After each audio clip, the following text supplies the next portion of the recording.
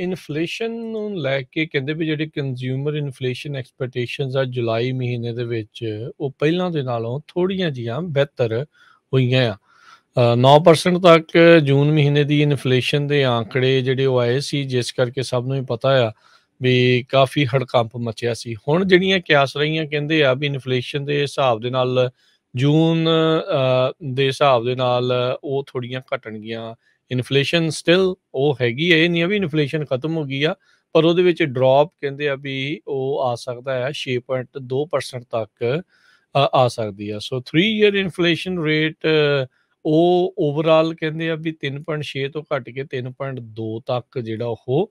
ਪਹੁੰਚਿਆ ਹੈਗਾ ਆ। ਸੋ ਗੈਸ ਦੇ ਪ੍ਰਾਈਸਿਸ ਲਗਾਤਾਰ ਮਹੀਨੇ ਤੋਂ ਵੱਧ ਹੋ ਗਿਆ ਘਟਣ ਦੇ ਕਰਕੇ ਲੋਕਾਂ ਨੂੰ ਥੋੜ੍ਹੀ ਜਿਹੀ ਉਸ ਪੱਖੋਂ ਰਾਹਤ ਆ, ਪਰ ਅਜੇ ਵੀ ਜੇ ਪਿਛਲੇ ਸਾਲ ਦੇ ਮੁਕਾਬਲੇ ਦੇਖਿਆ ਜਾਵੇ ਤਾਂ ਉਹ ਅਜੇ ਵੀ ਵੱਧ ਹੀ ਹੈਗੀਆਂ ਆ। ਨੈਸ਼ਨਲ ਗੈਸ ਪ੍ਰਾਈਸ ਐਵਰੇਜ ਕਹਿੰਦੇ ਆ ਵੀ ਇਸ ਹਫਤੇ ਦੇ ਵਿੱਚ ਕਈ ਮਹੀਨਿਆਂ ਬਾਅਦ ਮਾਰਚ ਮਹੀਨੇ ਤੋਂ ਬਾਅਦ ਪਹਿਲੀ ਵਾਰੀ $4 ਤੋਂ ਥੱਲੇ ਜਾ ਸਕਦੀ ਹੈਗੀ ਆ। ਸੋ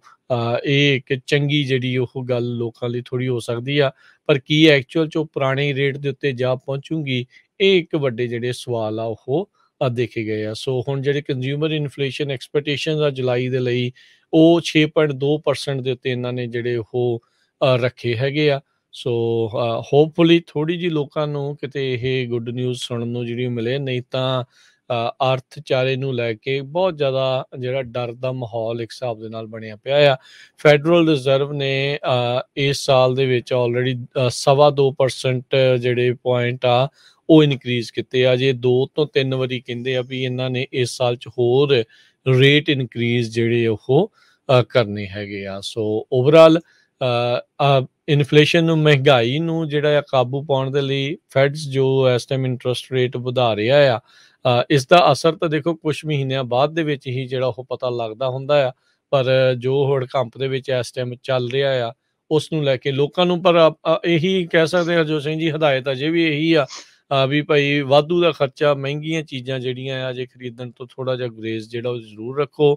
ਓਵਰ ਇਨਵੈਂਟੋਰੀ ਜਿਹੜੀ ਇਸ ਟਾਈਮ ਕਈ ਸਟੋਰਾਂ ਦੇ ਵਿੱਚ ਹੋਈ, ਉਹਦੇ ਵਿੱਚ ਸੇਲਾਂ ਬਹੁਤ ਲੱਗੀਆਂ ਨੇ, ਇਹਦੇ ਵਿੱਚ ਕੋਈ ਦੋ ਰਾਵਾਂ ਨਹੀਂ। ਉਹਨਾਂ ਨੂੰ ਆ ਵੀ ਸਾਨੂੰ ਰੱਖਣ ਦੇ ਲਈ ਥਾਂ ਨਹੀਂ ਹੈਗੀ ਅਤੇ ਇਸ ਲਈ ਅਸੀਂ ਸਸਤੇ ਭਾਅ ਦੇ ਉੱਤੇ ਵੇਚਣ ਦੀ ਉਹ ਕੋਸ਼ਿਸ਼ ਕਰ ਰਹੇ ਆ, ਪਰ ਜਿਹੜਾ ਖਰੀਦਦਾਰ ਆ ਉਸ ਨੂੰ ਇਹ ਫੈਸਲਾ ਲੈਣਾ ਪੈਣਾ ਆ ਵੀ ਕੀ ਵਾਕਈ ਉਸ ਨੂੰ ਇਹ ਚੀਜ਼ ਚਾਹੀਦੀ ਆ ਜਾਂ ਕੁਛ ਚਿਰ ਰੱਖਣ ਦੇ ਲਈ ਉਹਦੇ ਕੋਲ ਸਪੇਸ ਜਾਂ ਥਾਂ ਹੈਗੀ ਹੈ ਜਾਂ ਬਾਅਦ ਦੇ ਵਿੱਚ ਸੁੱਟਣੀ ਪਊਗੀ। ਉਸ ਹਿਸਾਬ ਦੇ ਨਾਲ ਜਿਹੜਾ ਉਹ ਫੈਸਲਾ ਲਵੇ, ਕਿਉਂਕਿ ਇਹ ਮਨ ਲੁਭਾਵੇ ਜਿਹੜੇ ਸੇਲਸ ਦੇ ਆਫਰ ਆ ਨਾ, ਉਹ ਬੰਦੇ ਦਾ ਦਿਲ ਪਿਘਲਾ ਜਾਂਦੇ ਆ ਅਤੇ ਫਿਰ ਖਰਚਾ ਤੁਸੀਂ ਕਰ ਪੈਂਦੇ ਆ, ਪਰ ਦੇਖ ਕੇ ਚੀਜ਼ਾਂ ਖਰੀਦਿਓ ਜੇ ਜ਼ਰੂਰਤ ਆ ਤਾਂ ਹੀ, ਤਾਂ ਨਹੀਂ ਤਾਂ ਅਦਰਵਾਈਜ਼ ਥੋੜ੍ਹਾ ਵੇਟਡ ਆਊਟ ਵੀ ਉਸ ਚੀਜ਼ ਨੂੰ ਵੇਟ ਆਊਟ ਕਰ ਲਓ। ਹੋਪਫੁਲੀ ਆਉਣ ਵਾਲੇ ਸਮੇਂ ਦੇ ਵਿੱਚ ਥੋੜ੍ਹਾ ਬਹੁਤਾ ਅਰਥਚਾਰੇ ਦੇ ਵਿੱਚ ਮੋੜਾ ਜਿਹੜਾ ਉਹ ਪਵੇ, ਪਰ ਆਲਦੋ ਰਿਸੈਸ਼ਨ ਹਰਜੋਤ ਸਿੰਘ ਜੀ, ਕਿਉਂਕਿ ਲਗਾਤਾਰ 2 GDPs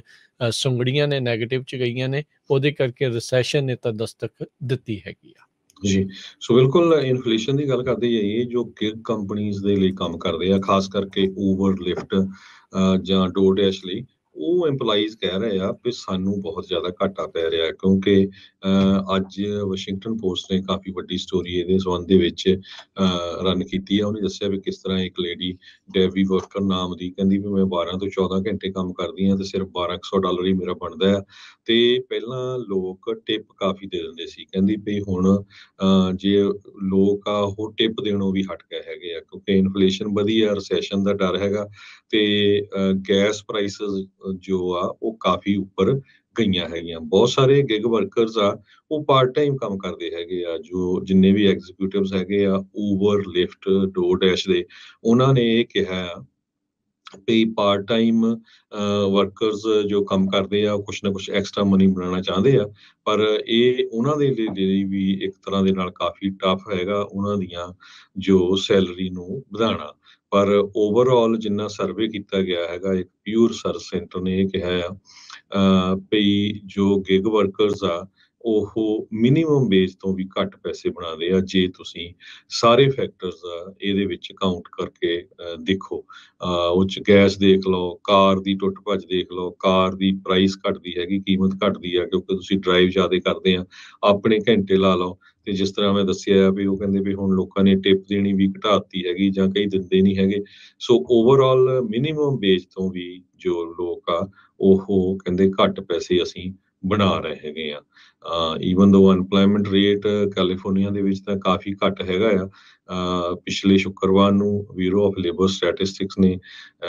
ਇਹ ਵੀ ਦੱਸਿਆ ਸੀ ਵੀ 5,28,000 ਦੇ ਕਰੀਬ ਨਵੀਆਂ ਜੌਬਸ ਕ੍ਰੀਏਟ ਹੋਈਆਂ ਆ। ਪਰ ਕਿਹੜੀਆਂ ਜੌਬਸ ਕ੍ਰੀਏਟ ਹੋਈਆਂ ਆ ਜੇ ਲੋਕਾਂ ਦਾ ਆਪਣੇ ਖਾਣ ਪੀਣ ਲਈ ਰਹਿਣ ਲਈ ਖਰਚਾ ਪਾਣੀ ਨਹੀਂ ਪੂਰਾ ਹੁੰਦਾ। ਸੋ ਕੁਛ ਨਾ ਕੁਛ ਤਾਂ ਇਹਦੇ ਵਿੱਚ ਜਿਹੜਾ ਰੋਂਗ ਹੈਗਾ ਆ।